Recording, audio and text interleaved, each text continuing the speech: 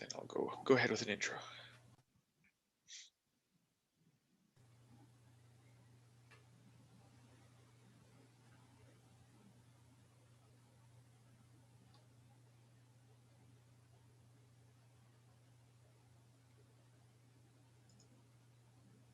All right, everyone. Looks like we're live. Started the recording, started the stream.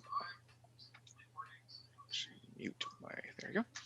All right, so welcome to our introduction to C++ programming workshop number 3. This should be the last one in the intro C++ unless we have more interest and maybe follow up with more, but this is the last planned one. On Thursday, the next programming workshop will be Introduction to Arduino. And then the Arduino is the brain of the Yellow Goose. We'll start heading more into what the kind of practical aspects of programming on the hardware that you will be actually programming with. So these courses are still pretty theoretical. So it's really just introducing the language, getting a feel for C++ in general, so that when you get into the specifics of Arduino, you kind of understand what's going on a little bit better. I encourage you to ask questions during the presentations. If there are anything's unclear, if things are too fast, you can just let us know. I believe also Daniel has enabled reactions, or at least more of them. So if you go to usually in the bottom of your screen, there's a little kind of emoticon, a little smiley face, and it says reactions. If you click on that, you can clap, thumbs up, laugh, and maybe more importantly, you can say yes or no, slower or faster. So yeah, Jeff's got the thumbs up there. So if you want to use those, if we ask questions of people, as in, do you need more time, you can say yes. Or if you really think that we're going a little too fast, you can ask for slower, and we'll do our best to accommodate that. I'll try to keep an eye out for that, Michael, and I don't know if you'll be able to see it very easily or not. Right. We're not planning on any breakout sessions this time either. I think it worked well last time just to have people on the main call work through the examples. And finally, we keep adjusting these based on your feedback. So at the end of the session, if you want to provide your feedback, we definitely do listen and react to that. And if you did get maybe a little left behind, we're sorry, but we encourage you to post questions to the Discord channel if you're watching this as a recording, or you're watching it on YouTube and you can't post a question in Zoom. Just post it in Discord under workshop discussions, which is located in the general channels section of our Discord server. Or talk to your mentors, talk to your fellow teammates. So I think that's a bit about it for my spiel. So I will let Michael, who's you should be familiar with from Team 2702, go ahead and take over the presentation. All right, thank you, Eric. And hello, everyone. Today, we're going to be talking about flow control, which is just a fancy word for saying statements that alter, redirect, or control the flow of a program. And flow is just a fancy word for the order in which statements are executed, the lines of code, how the program runs, basically. And once again, if you haven't already, open up your IDE of choice. And as always, I will be using Replit.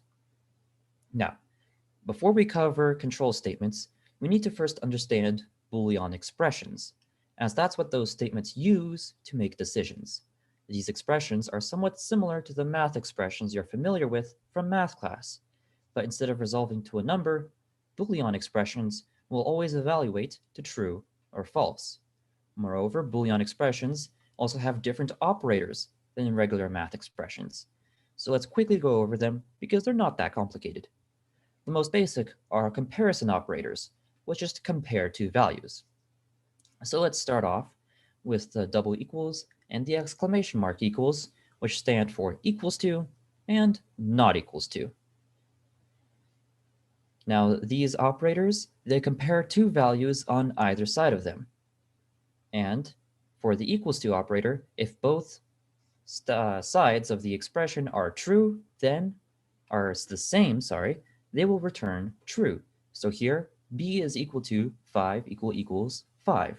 And since 5 is indeed in fact equal to 5, this statement will be true, just like the comment says. And for not equals to, it's pretty much the same thing, except the reverse. So when these two values are equal, the not equals to operator will return false, and when they aren't equal to each other, the not equals operator will return true. All right. If anybody has any questions about these operators, please ask. And while they are typing, I'm going to move on to the next pair. Next pair that we have is the closing angle bracket and the opening angle bracket operators, which are the greater than and less than operators. And these, just like in math, they will compare two different values and see for the greater than operator, if the left value is greater than the right value, it will return true. If not, false. And for the less than, if the left value is less than the right value, it will return true. If not, false. Now, as a side note, 5 greater than 5 is false because 5, it isn't bigger than itself, it's not greater than 5. So it will be false. And the same thing for less than. Now, the last pair that we have are the greater than or equals to operator and the less than or equals to. Now, when you're typing these out, make sure that your equals sign is on the right of the angle bracket, otherwise that will be a syntax error. And these operators are pretty self-explanatory, as they do the same thing as the previous pair, but also return true when the values are equal as well. So, as in this example, we have the exact same numbers, and this time the operator will return true because 5 is equal to 5. And this one's pretty self-explanatory because it is here 5 is less than or equals to 4. However, 5 is actually greater than 4, so this operator will return false. Now, these are all the basic ones. Let's move on to a couple of operators that are a little more complex. The logical operators. These are easiest to understand with what are called truth tables, which basically just show the output of something given the inputs. And here the inputs A and B, all that they're supposed to represent is the left and right side of the operator. So here we can see that the double pipe OR operator evaluates to true when at least one of the inputs are true, as you can see in this table. And in this example, we have true or false, and since the OR operator only needs at least one true, it's going to evaluate to true as it is in the comment.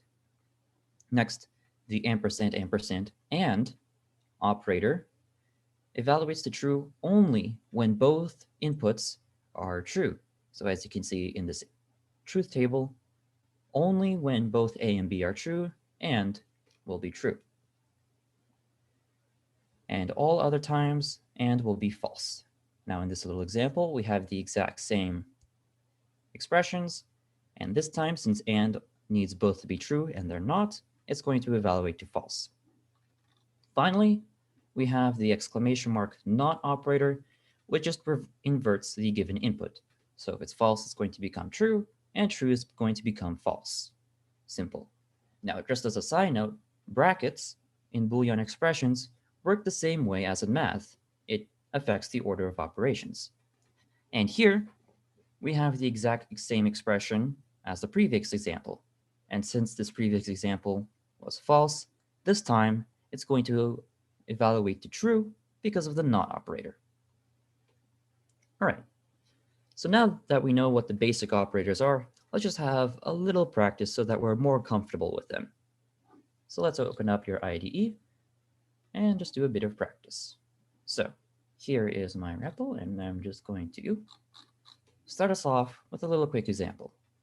No, I don't need this cout. And let's just start off by creating a Boolean variable with the bool, and for now, I'm going to call it A. Let's start off with something simple, comparing two numbers. Let's see if 5 is equal to 5 by saying 5, double equal sign, and 5. Now, once you write that out, you might be wondering if that's true or false. You can check that by printing it. So using std :cout, you can push it out, variable A, and I'll add a new line character just for niceness. And as you might guess, this is going to be true. And true in C++ is represented as 1. Now, if you remember from before, I mentioned that you can compare any values. that you want. Any type, sorry. Actually, I don't think, I might have glossed over this.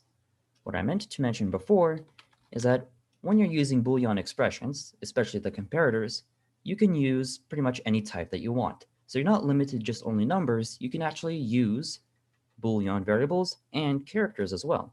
So let's try that out by using a character. So Boolean b. So if we have this Boolean b, I did notice the question in the chat, and I'll get to it after I finish this example. So let's have a character b. Let's compare it to something. Let's compare it to character c or any other character that you want.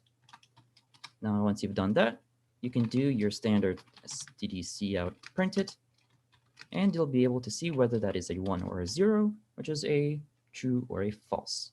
And here, since b is not the letter c, they're different letters, it's going to be false, as the program shows. Now, the question in the chat that we just got is, can we get fancy and instead output true instead of 1? And we can. You would have to use a function for that, and you would also have to use an if statement. Now we'll get to if statements in just a bit, so I'll show that off as an example. But for now, let's just continue off with playing around with some operators, just for a couple more examples. Then we'll get to ifs. All right, so now instead of using equals, let's use the greater than. And instead of me choosing the numbers, I'm going to ask for you guys to choose two numbers in the chat, integer, whole numbers. So, and instead of creating a new variable, I'm just going to do it directly in cout. So first number we got is 42. And it is less than, I will wait for a number for somebody to put it there. All right. So what numbers do we get in chat? Does anybody want to be brave and put in a number for us to compare? Looks like, are we? Are we not? 73, there we go, 73. So we now have this expression. And instead of creating a variable, we're just directly putting this Boolean expression and stdcout. Now let's run this. Oh no, we're getting an error. Now the reason why we're getting an error here is because the program is actually confused on what we're trying to do, because this is also technically an operator that does multiple things. So it doesn't know if this is relating to this expression. What we can do to fix that is by using parentheses. Now the program knows that we're talking about a Boolean expression here, and we want to print it. So when we run this, we will get 42 less than 73. And since 42 is less than 73, it's going to be true, which is what the program outputs. Now, instead of using numbers, let's use variables. So int x, what's the first number? There we go, 3. And I'll leave it up to somebody else to choose the second number while I type out the program. So stdcout. And you may type in the number whenever you want for us to compare. And for now, what I'm just going to do is I'm going to have a compound expression. So I'm going to use that or that we had from before. So I'm going to have two expressions on the either side of that or. This is the or, the double pipe. And I'm going to have just compare and see what happens. So x is greater than y, or whatever you want for your program. You can have x is equal to y, x less than y, whatever you want. And on the other side of the or, I'm going to have y less than 1. And again, in your program, you can have whatever you want. So 99, there we go.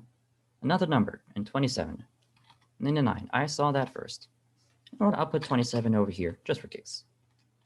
All right, so what this little section is going to do is it's going to compare x and y, especially, specifically if x is greater than y. And on the other side of the or, it's going to see if y is less than 1. And when we run this, we're going to get that our last number was 0. That's because 27, it's not bigger than 99, and y, well, it's not less than 1, because 99 is not less than 1. So this is just a little playing around with Boolean operators. And of course, since there are brackets, you can put the not operator, which is just an exclamation mark, and that will invert the output so that the 0 will turn to a 1. Now I know this stuff is a little boring, but does anybody have any questions before we move on to the more interesting stuff?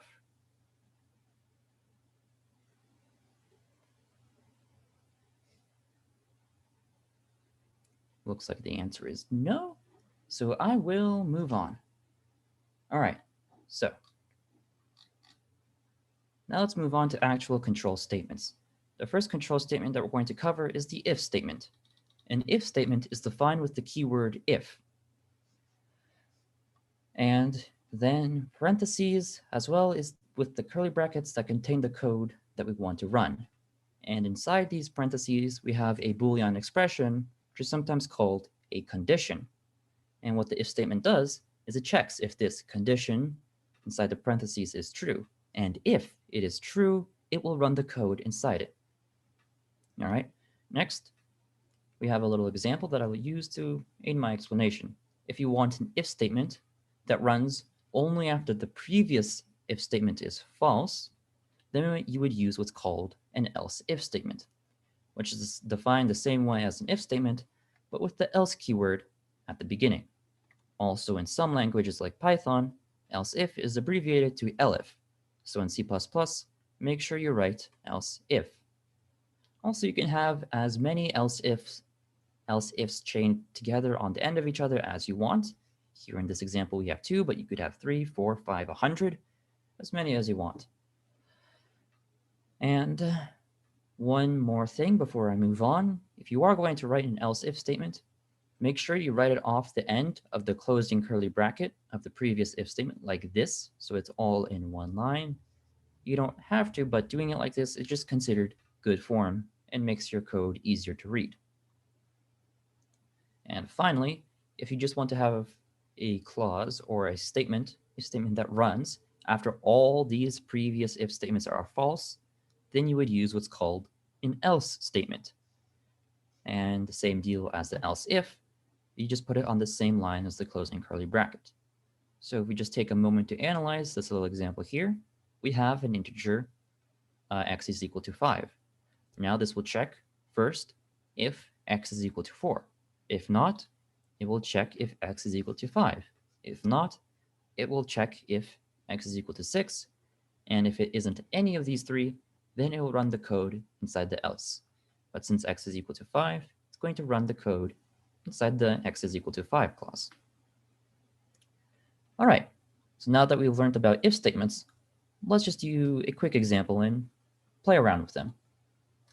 So the first thing that we're going to do, or that I'm going to do, is I'm just going to delete the code that we have here. You don't have to delete your code, you can use it later, but I just want a clean slate so it's nice and easy to read my example.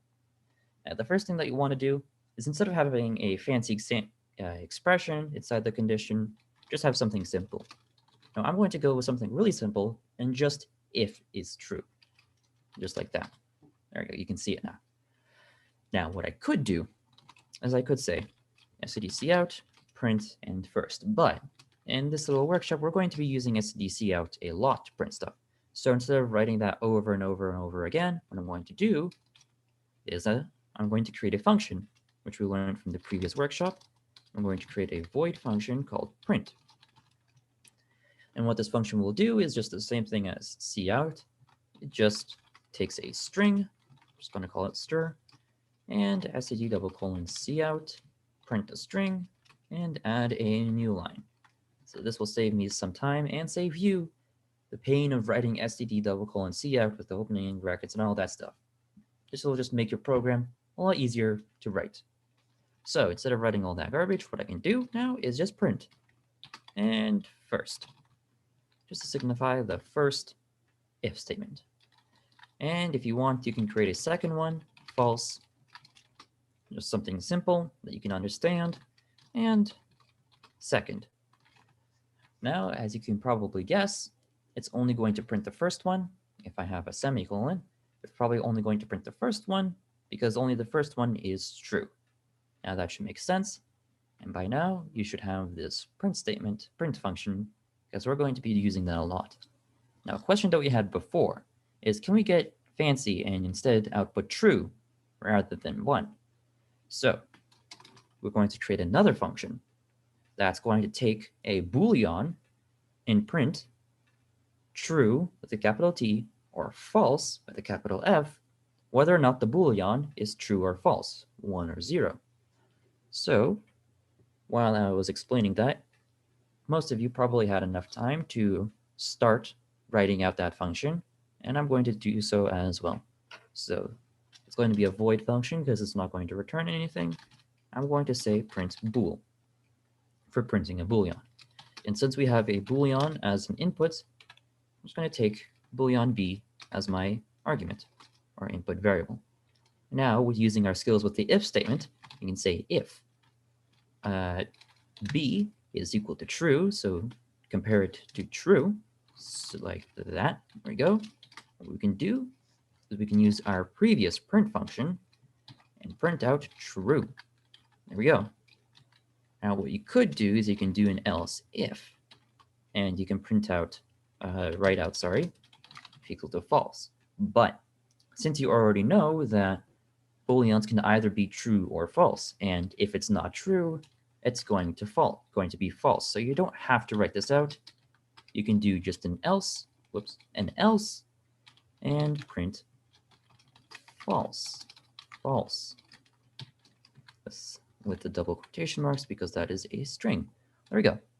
So here is our little fancy function that's going to print true or false, depending on or not whether the Boolean variable input is 1 or 0 or true or false. So let's move on to something a little bit more fancy. If you remember from before, we can compare characters. So let's create a character variable and compare that to a character in our second if statement. So char C for now, and I'm just going to set it to A, because that's the first character I thought of. And here we can compare C to any letter we want, A, B, C, whatever you want. And just do note that case does matter. So if I have A and capital A here, they're different characters, so it's still only going to print first. And if you want your second if statement to actually do something, have it as the exact same letter that you said it from before. Now, we know how to use if statements, we know how to use expressions. I'm going to give you a little exercise to work on. So I'm going to get rid of all of this, and we're going to have an integer x. For now, it's just going to be that. And you guys are going to have to write a little short program that does the following. So if x is equal to 4, if x is 4, then just print x is 4. If not, if x is 5, then print out x is 5. If not, if x is greater than 5, and I'm just going to shortcut because I don't want to write all of that out. So if x is greater than 5 or x is less than 0, then print that out, that x is greater than 5 or x is less than 0. And finally, if x is none of those three conditions or statements, you just print out that x is none of the conditions. So if you already know the answer and how to program this, you can go right ahead and start writing out a little short program. If not, don't worry.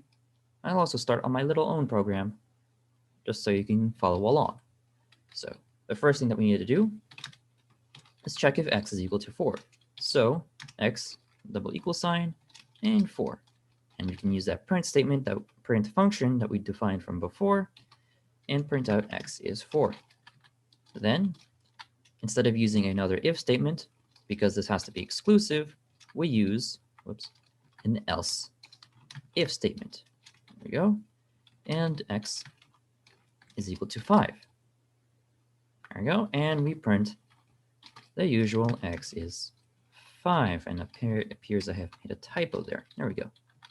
All right.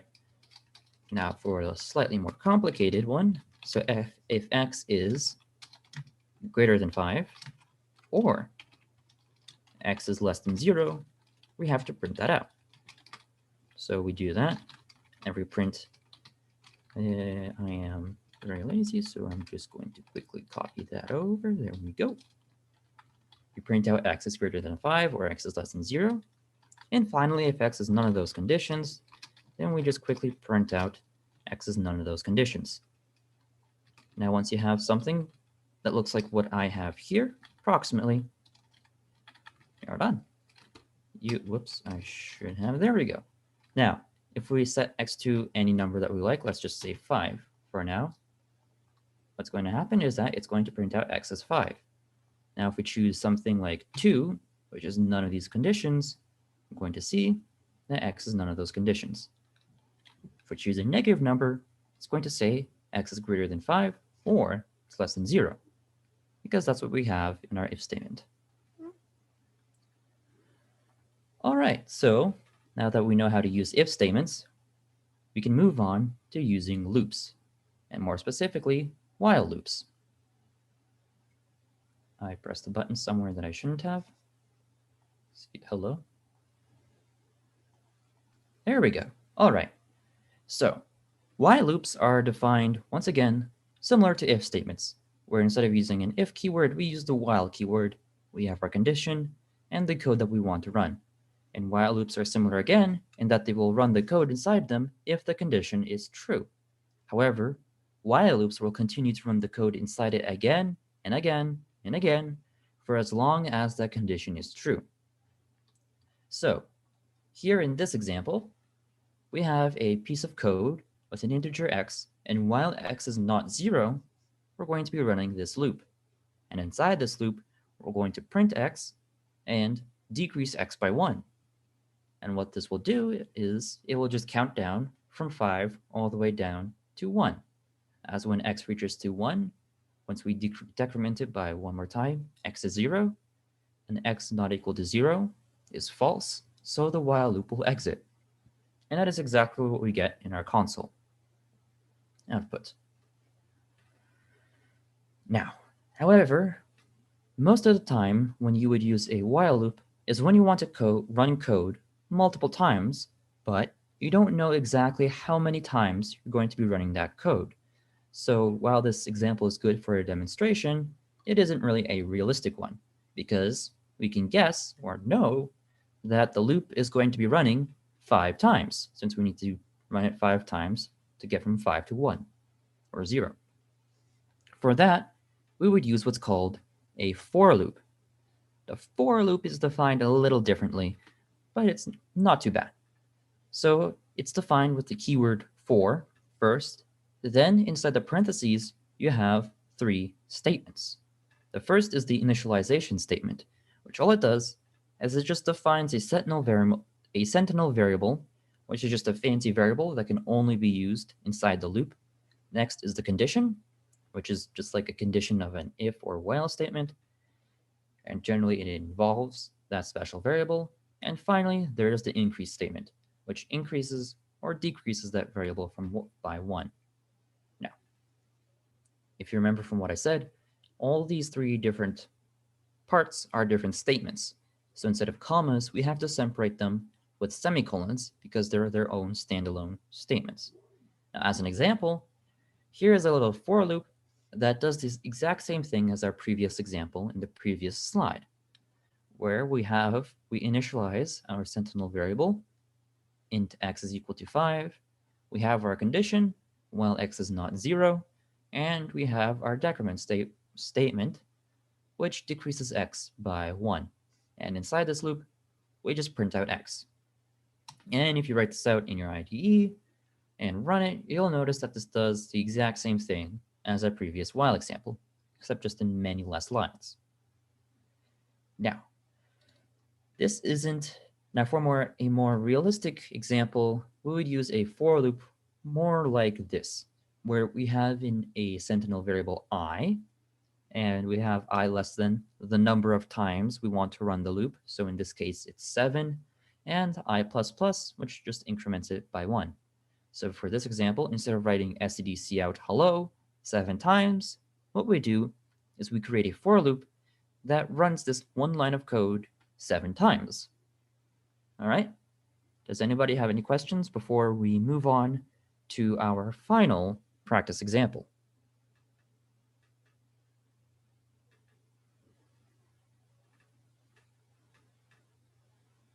Are we getting any reactions in the meet? And Jeff has said that no, he doesn't have a question, so we did get that reaction. uh, well, if you do have a question, you can continue typing it while I'll explain the next practice. So, for practice, let's, as always, open up the IDE, and I'm just going to clear my slate over here so it's nice and neat. And for practice, let's say we want to count how many times we want to multiply an integer x by a certain multiplier to reach a certain target. And for that, you would need 4 variables: the x, multiplier, target, and since I said count, we're going to need a count variable. Now, you can choose whatever numbers you want for the first 3, but for the count, you need to have a equals to 0 because you're starting from 0. Now, while I'm describing the code, you can go ahead and write a solution if you figured out one already. And what we're doing is we were creating a small little program that counts how many times we need to multiply x by a multiplier to reach a target. So, to do that, let's just think about it for a minute. Do we know how many times we need to multiply x to get to the target? We don't know that. We don't know how many times we want to run our code. Because of that, we should probably be using a while loop. So while. And to reach our target, well, we're going to be running this while loop for as long as x hasn't reached that target, or for as long as x is less than the target. So our condition will be x is less than the target. All right. Now, inside of the loop, all that we're doing is multiplying x by the multiplier. So x is equal to x times the multiplier. There we go. And we're also counting how many times we do this. So we go count plus plus, and there we go. And finally, after we did this, we're probably curious about what that count is, so let's just print it out. So std cout count, there we go, with a new line. And for your example that you're doing, you can choose any 3 numbers here, but for me, I'm just going to choose some random ones. So 1, what's the first number I see? 3, and a big number. Let's go 100. There we go. So now this program will count how many times we need to multiply 1 by 3 to get to 100, or more than 100. And if we run this program, we'll get the number is 5. And this is probably the solution that you thought of as well. Now, to go a bit further, let's say instead of just printing the number 5, after we've calculated the count, we want the program to count up from 1 to that count. Now, you can start and go ahead on a solution to that, where instead of just printing the number, we count from 1, 2, 3, 4 all the way to the number. And if you can't think of one immediately, don't worry, I'll be writing a solution. So, as I said before, we already have this variable count. And based on this count, we know how many times we need to run this loop. And since we know how many times we need to run it, we're going to use a for loop, generally. So, int I is equal to 0. If you're wondering why you use int I in a for loop, the answer is because, and our condition is I is less than the number of times we want to run it, and that times that we want to run it is count. And finally, every time we want to increase I by 1. There we go. Now inside this loop, all that we're doing is we're just printing out 1 all the way to 5. So instead of printing out count, we print out this I. So count, print out I, and new line for every time. There we go. You should have something like this. When you run it, you should see, oh no, we're not starting from 1, we're starting from 0. Now this is a good thing. You'll find out as you get further along in C++ that many things, such as arrays and other things, start from 0. Now, to fix this, for our application, we have many different ways, but the way that I'm going to do it is just add 1 to I in our little expression. And to make sure our program isn't confused, I'm going to add brackets. So now our program is going to count from 1 all the way to 5 as how many times we need to multiply x by the multiplier to reach its target. So after this practice, you should have a program something like this.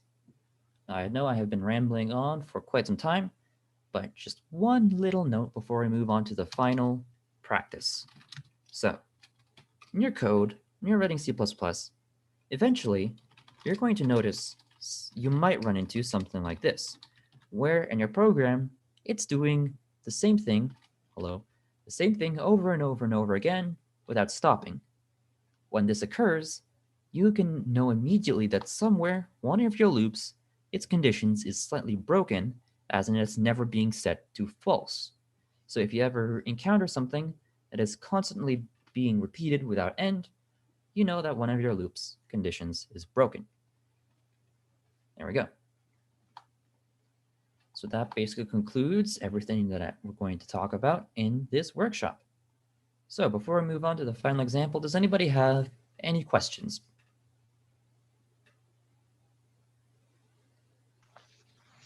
So if you have a question, feel free to raise your hand, type in the chat, or just unmute yourself and ask it. I know I went a little bit fast this workshop, but that's because we had a lot to cover before we move on to Arduino programming, where you will definitely encounter everything that we talked about here. So don't be scared to ask. All right, so we have a question. Do you know how many words per minute you type? The answer is no, I have never checked.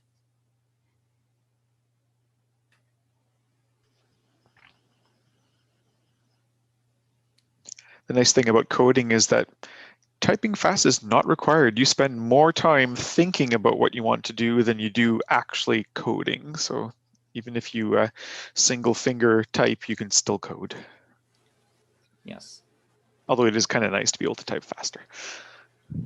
And when you throw in all the extra characters, it adds complexity. Yes, the special characters that you may never use anywhere else. Like curly brackets. Yep. Oh, I don't think I have ever mentioned about how to type the pipe character for the OR. That's a good point. Yeah, under the backspace, you should have the backslash character. So it should appear something like that, what I've typed in the chat. Now, if you hold shift and type that character, you'll get the pipes that do the OR statements. And also just a little quick thing, the reason why I'm typing so fast is not because I'm making up the code as I go. I have a little document with the code that I want to write. So don't be scared or like slightly disappointed that you're not typing as fast as me. Everybody types slow when they're thinking of something for the first time. So yeah, and it also looks like that I'm not getting any more questions. So let's move on to the final example, or final practice. So this practice requires you to create a program that does the following. And what we're doing is we're doing something similar to simulating a robot because we're going to be programming Elegoo soon. So this program, you need to move your imaginary robot forwards by printing forwards 5 times. And every movement, this has a value of 2. Then you're going to move 3 times by printing left 3 times. And this has a value of 3. Now, after you've done that, if the total value of movement is greater than 15, you're just going to move forwards twice. If it isn't greater than 15, move backwards with a value of 1 until the value is 0.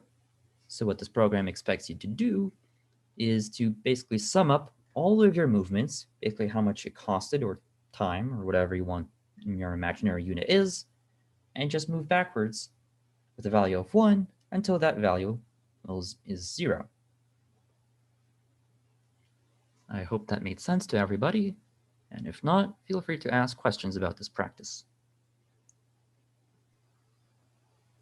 And maybe just to preempt that, that would mean that after your 5 forward moves, your sum of values should be 10 because you moved forward a value of 2 5 times. And then when you go left, you're going to add 3 times 3, and so on. So you're essentially doing two different things at once. You're printing what you're doing by printing forwards, literally forwards in double quotes, or left, and so on. And at the same time, you're running a counter. So you're doing two things in your loop. You're printing and you're doing some addition, subtraction.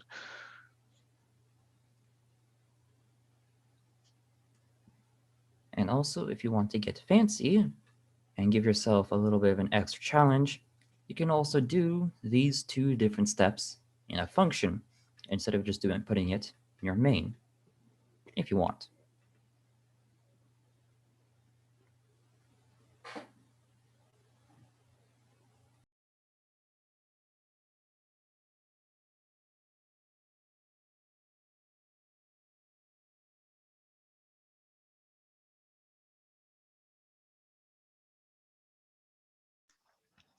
And if you're watching this later on YouTube, fast forward at some point, you'll see the screen switch and there will be a solution.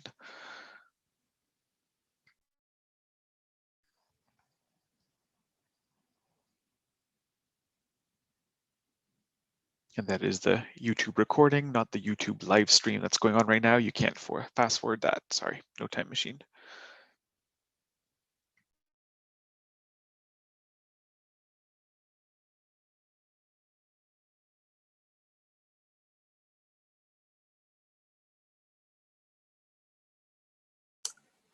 Just to clarify here in the programming of it, under the first statement there where you move forward and print forward 5 times, and the value, it has a value of 2. It's a value of 2 each time for every of those 5 moves.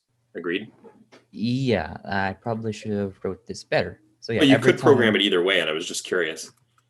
Yeah, I guess. I mean, if you want, for your program, you can create 2 separate ones that do it either way. Exactly. Just as a little bit of extra practice, if you want. I'm just thinking to match the solution you might have come up with. That's kind of your intent, I figured. And as a fun fact, the reason you'll see I used in for loops all the time is I stands for iterations. So how often you go through the loop usually, or I think that's the root of it. Really? I didn't know that. You'll sometimes see it as ITR, as iterator. I mean, I thought of that at one point, but the fact that in other times you use J, K, and L, I guess just because they're close by. That's exactly what it is. So then you're like, all right, well, if I use a letter, a for loop inside a for loop, I is taken. So let's just take the next one. Or index, actually, iterator or index. I've also used index a lot. Fancy words that you'll learn about later on. Yeah, when you're playing with arrays, it makes sense to use I as an index, but that's definitely another topic.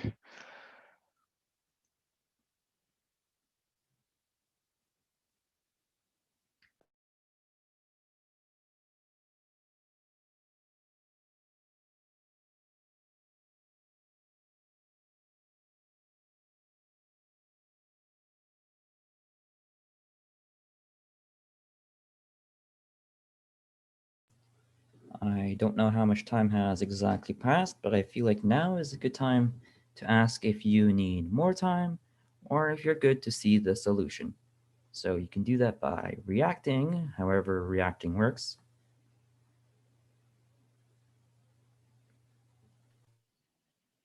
Yeah, or just punch something in the chat, which hopefully you know where the chat is. If you hover at the bottom of your screen, there's a little chat bubble you can click, and that brings up the chat, usually as a sidebar, sometimes as a little pop-up in the middle.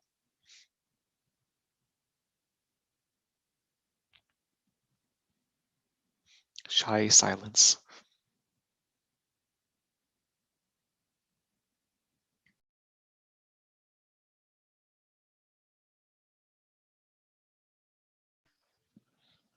Two more minutes? Sure, we'll give 2 more minutes.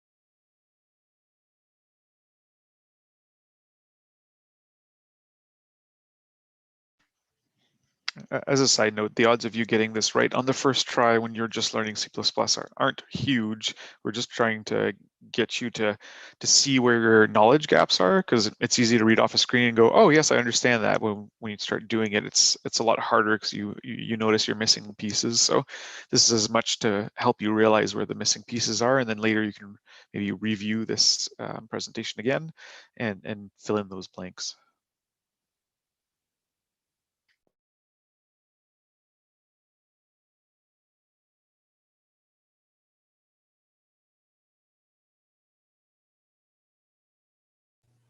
And if you aren't already done while waiting for others to finish up, you can try by doing the little extra challenge that I mentioned from before, by doing some of these steps in a different separate function.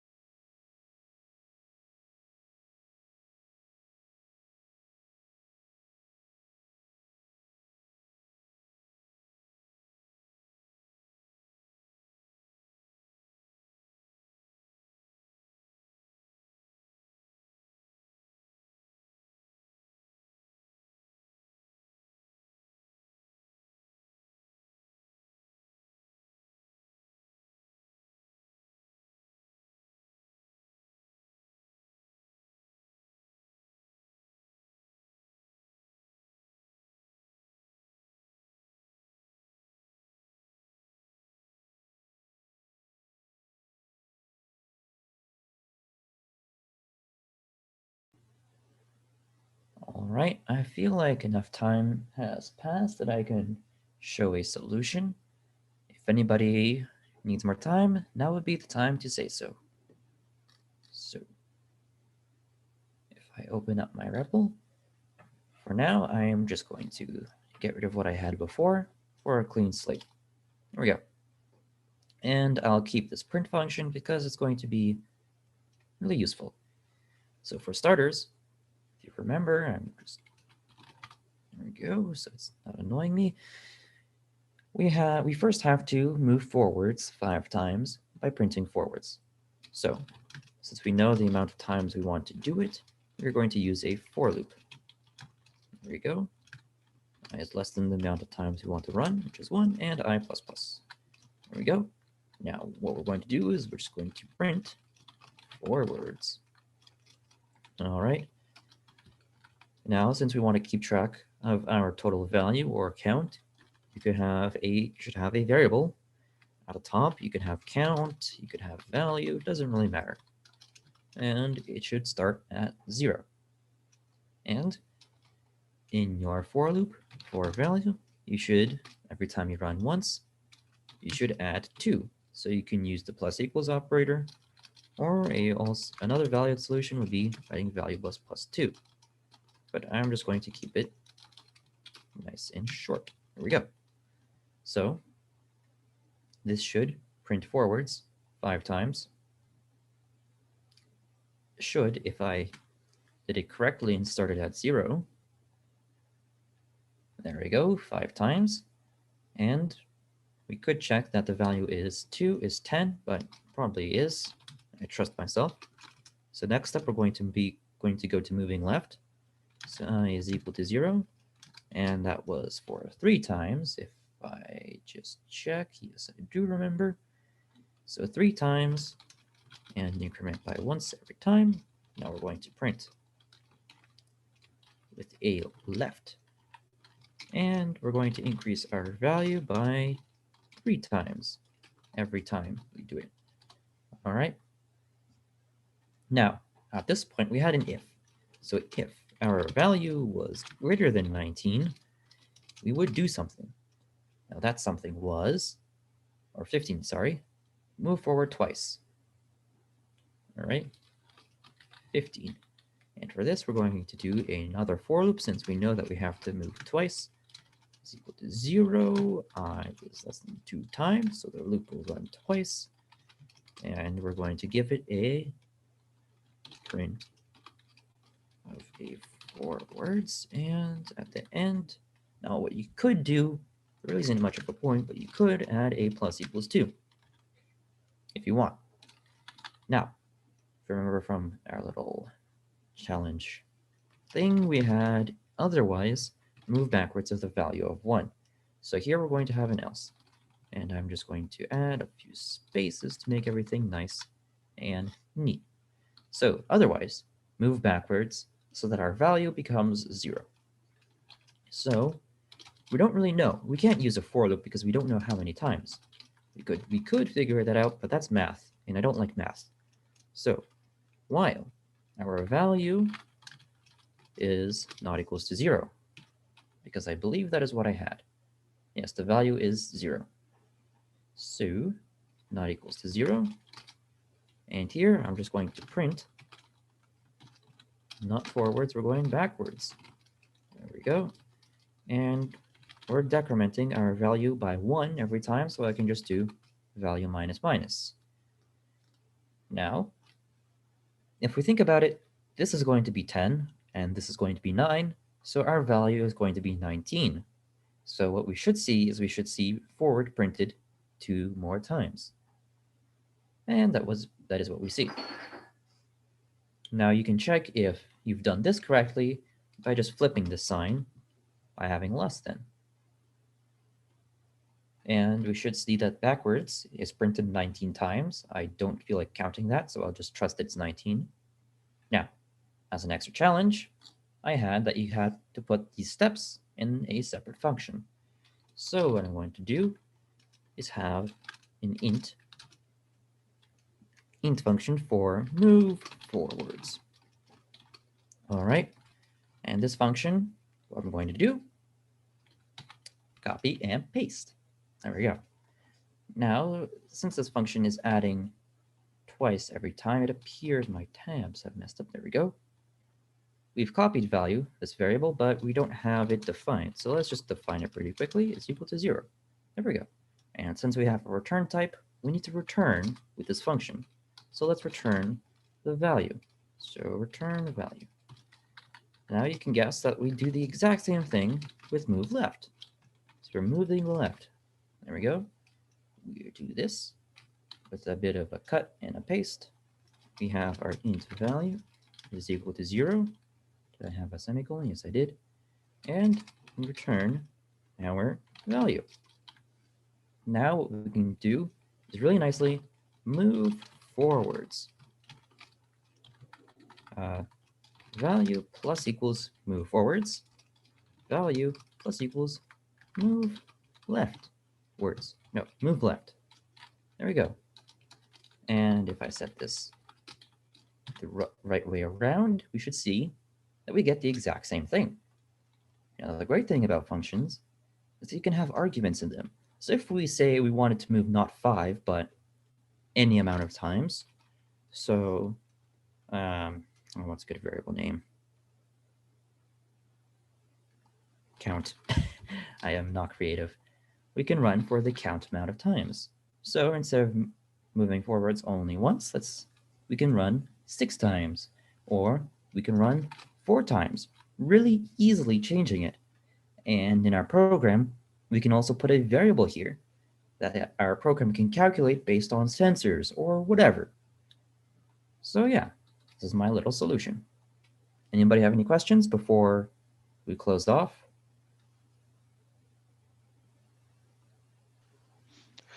And while you're typing, I do want to maybe put something into perspective. If you take the grade 10 or 11 programming course, this is a very large part of it, like probably at least 50% of it. So don't get discouraged if it seems a lot, because it is a lot. So it is a crash course in C++. normally you would take weeks to really process all this stuff. So don't get discouraged if it doesn't sink in right away. Hopefully, I think the slides are quite good, and if you just give yourself some time for it to sink in, so reread them, really understand them, and really try the examples kind of at home on your own and until you get them in and until you get comfortable typing the different characters and so on, and you could probably be pretty successful. Yes, I would agree.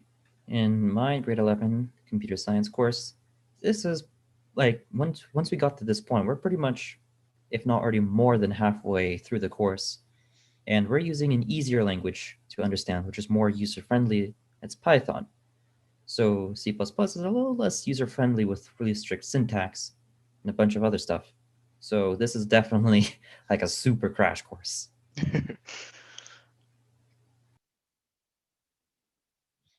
And it is the same thing we do with robotics, and what I tell our team, our software team, is that this is a crash course, but unlike your school courses, you will not be tested on this and you will not be forced to work on this alone because we're a team, so we work together. And just because this is a little bit more of an individual challenge does not mean you can't go to your friends, teammates, mentors, and ask for the solution, to help you work through the solution and so on, right? It is still a team effort, except now you have access to all the teams in the area. It's not just the people on your own team. So take advantage of that.